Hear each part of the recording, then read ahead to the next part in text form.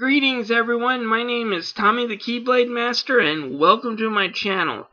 This week MatPat released a new series on his Game Theory channel and it's an interesting idea. It's called Deadlock. He's going to bring up controversial issues dealing with gaming and have a debate with someone else and then let the fans decide in the comments. It's a great way to spur community growth.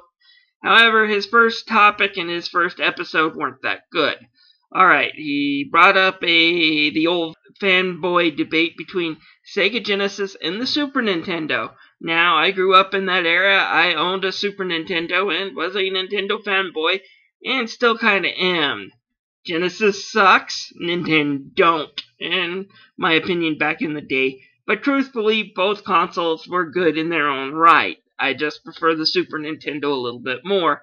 But anyways, I watched it and they're both made such idiotic comments that I have to go and nitpick a few of them to death, because if I let them stand, I think there's going to be a whole bunch of people in the new generation who actually believe it. Especially more on some of MatPat's comments more than Gerard. But I want to start with a few of Gerard's comments because a few of his were absolutely idiotic. Let's start with the smallest one, I do believe, and he starts yelling America, America, America after MatPat agrees with him about one of his points on the Super Nintendo. Why I find this kind of funny is both Nintendo and Sega are Japanese companies. However, if I were going to say which one was the most American, it would be Sega. Why? Because Sega was actually started in Honolulu, Hawaii by a group of Americans who moved their company over to Japan when they saw a growing industry. They also merged in with a few other entertainment industries once they got there, a lot of them also founded by Americans. So you kind of have more American money tied in with Sega's founding than you do with Nintendo's. So, to yell America, America, America was kind of just stupid. Also, he did claim, and to be fair, MatPat rejected it, but that Sega only had Sonic the Hedgehog. This is not true. Sega has had games that don't age as well as a lot of Nintendo's first property games. For example, Legend of Zelda and Super Mario World are still fairly fresh by today's standards. A lot of the early Genesis games aged like milk.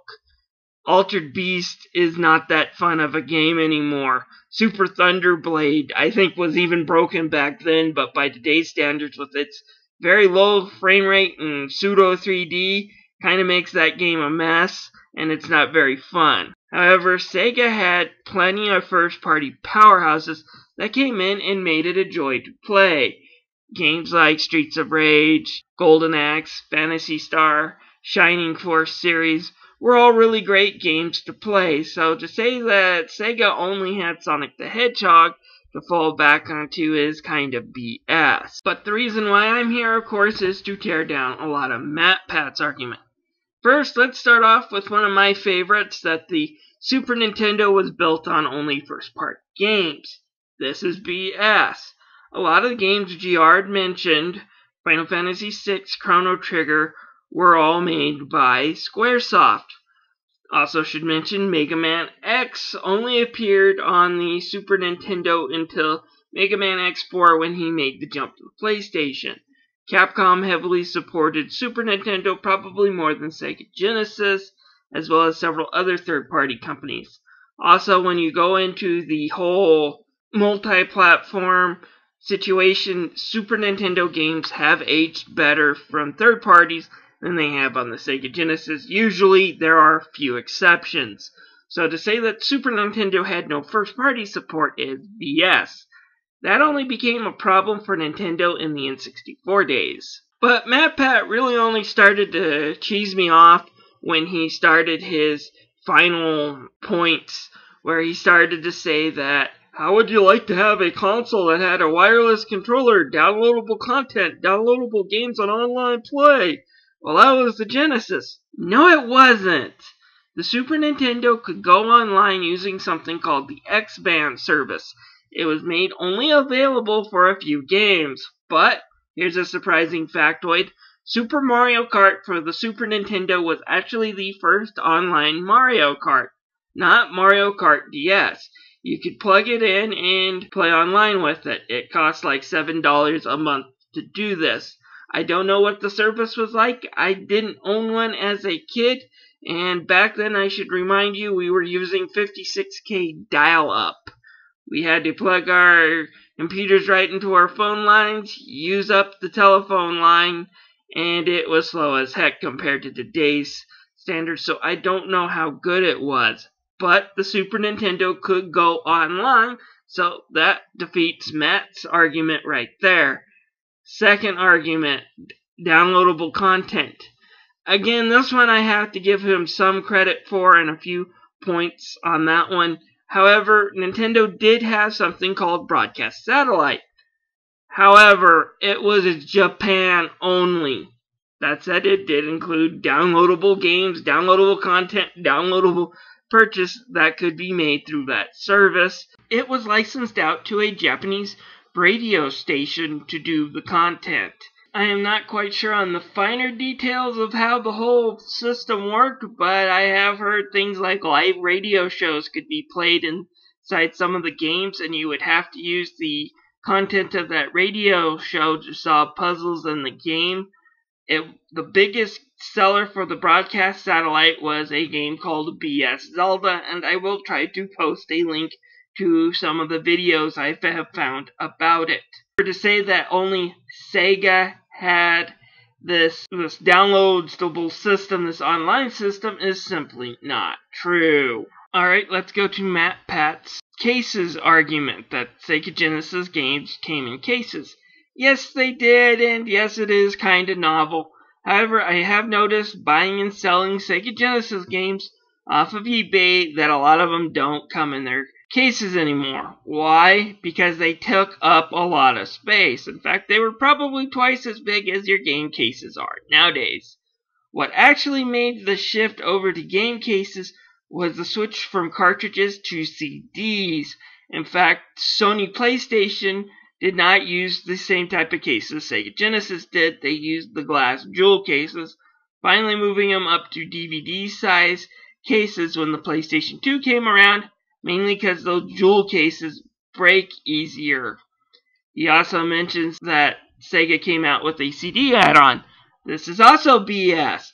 A lot of other consoles had CD add-ons. You had the TurboGrafx CD, which is probably the best CD add-on as far as I can tell. I don't own a TurboGrafx or a Turbo CD, but just hearing people's comments, they usually praise that one the most. Sega CD next, and then you have a whole bunch of other CD-based consoles which were epic fails in the 90s, like the 3DO and the Atari Jaguar. So to say that only Sega had the CD and therefore we wouldn't be playing games on disc-based consoles if it wasn't for the Sega CD, that's utter bullshit. Excuse my language, but that's what it is. It's bullshit. You know what is also bullshit? And that would be to claim that Sega made the wireless controller. I'm like, really, Matt? You really want to go there? That is an absolutely stupid argument, and anyone who has done their research or gamed through that time period would be able to debunk that. I know there were NES wireless controllers. I have seen them. So, if you're wondering why, kids, whenever you go to an old gamer's house, they don't pull out those wireless NES controllers to go with their Nintendo, well, I'll tell you why. These controllers sucked. They used infrared. What is infrared, you ask? Well, infrared is what you use when you use your television remote to switch the channel. You have to point it at the sweet spot on your TV, press a few buttons, and then wait a few moments for it to respond.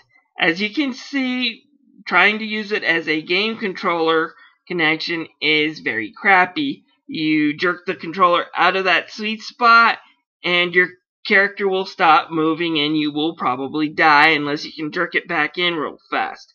They're a pain to use. Sega Genesis used the same infrared connection as the NES third-party wireless controllers and the Super Nintendo third-party wireless controllers. Now, I will give Sega some credit. I did a little research and saw some reviews. They widened the angle of that infrared signal as much as possible, so you got the best signal that the controller could get. You could actually move this one around a little bit without losing it. However, you still had to have the controller directly pointed at the console for it to work. Otherwise, it was no good. What we use nowadays, kids, is called Bluetooth, which sends a signal to the console without it having to be directly pointed at it. What was the first console to use such a system through radio waves and other waves that weren't infrared to get a best possible connection? It was, again, the Nintendo GameCube with the Nintendo Wavebird. Nintendo invented the way we use wireless controllers nowadays, not Sega. To say that is a ludicrous argument, and you're going to get debunked by the people who actually own and collect this stuff, Matt. You should have done more of your homework. Alright, let's talk about the presentation of the video. It had some cool ideas, and I liked the whole format. However, whoever he picks next needs to be a lot less scripted. There are going to be moments where you can tell jokes and have a scripted part, but for the most part, the debate needs to be back and forth and feel more like it's happening on screen. The last time I saw a debate that scripted, it was a presidential one. That is how bad it was. Still, it's a good series. Whenever I see it pop up in my subscription box, I will probably click on it if I have the time. Still, I just have to nitpick this stuff. I lived through that era. I have fond attachment of those games of that era. So when I see people make stupid comments, it just immediately makes me want to respond.